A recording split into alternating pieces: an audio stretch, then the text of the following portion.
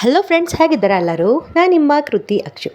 ಈ ಥರ ಈಸಿಯಾಗಿ ಗ್ರೇವಿನ ಒಂದ್ಸಲ ಟ್ರೈ ಮಾಡಿ, ಪದೇ ಪದೇ ನೀವು ಈ ಗ್ರೇವಿನ ಮಾಡ್ತಾನೆ ಇರ್ತೀರ. ಅಷ್ಟೊಂದು ಚೆನ್ನಾಗಿರುತ್ತೆ, ಅಷ್ಟು ಈಸಿಯಾಗಿ ಮಾಡ್ಬೋದು. ಹೇಗೆ ಮಾಡೋದು ಅಂತ ಹೇಳ್ತೀನಿ, ನೋಡೋಣ ಬನ್ನಿ.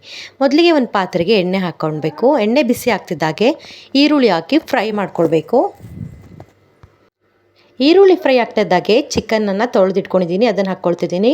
ಅರಿಶಿನ ಪುಡಿ, ಉಪ್ಪು ಹಾಗೂ ಗರಂ ಮಸಾಲ 1 ಸ್ಪೂನು, ಟೊಮೆಟೊ 1 ಹಾಕಿ ಚೆನ್ನಾಗಿ ಮಿಕ್ಸ್ ಮಾಡ್ಕೊಳ್ಬೇಕು. ಸ್ವಲ್ಪ ಮೊಸರು, ಒಂದು ಸ್ವಲ್ಪ ನೀರನ್ನು ಹಾಕಿ ಸರಿಯಾಗಿ ಮಿಕ್ಸ್ ಮಾಡಿ ಸ್ವಲ್ಪ ಬೇಯೋದಕ್ಕೆ ಬಿಡಬೇಕು. ಇದಕ್ಕೆ ಒಂದು ಮಸಾಲೆ ಮಾಡ್ಕೊಳ್ಳೋಣ. ಅದಕ್ಕೆ ಹಸಿಮೆಣಸಿನ್ಕಾಯಿ, ಈರುಳ್ಳಿ, ಪುದೀನ ಸೊಪ್ಪು, ಕೊತ್ತಂಬರಿ ಸೊಪ್ಪು, ಟೊಮೆಟೊ, ಶುಂಠಿ, ಬೆಳ್ಳುಳ್ಳಿ ಇದನ್ನು ಒಂದೊಂದಾಗಿ ಪೇಸ್ಟ್ ಮಾಡಿಕೊಂಡು ನಾನು ಬೇಯ್ತಾ ಇರುವಂತಹ ಚಿಕನ್ಗೆ ಹಾಕ್ಕೊಳ್ತಾ ಇದ್ದೀನಿ. ಒಂದು 10 ನಿಮಿಷ ಅದನ್ನು ಲೋ ಫ್ಲೇಮಲ್ಲಿ ಇಟ್ಟು ಬೇಯಿಸಿದರೆ ಚಿಕನ್ ಮಸಾಲ ರೆಡಿ. ತುಂಬ ಈಸಿಯಾಗಿ ಮಾಡ್ಬೋದು, ತುಂಬಾ ರುಚಿಯಾಗಿರುತ್ತೆ.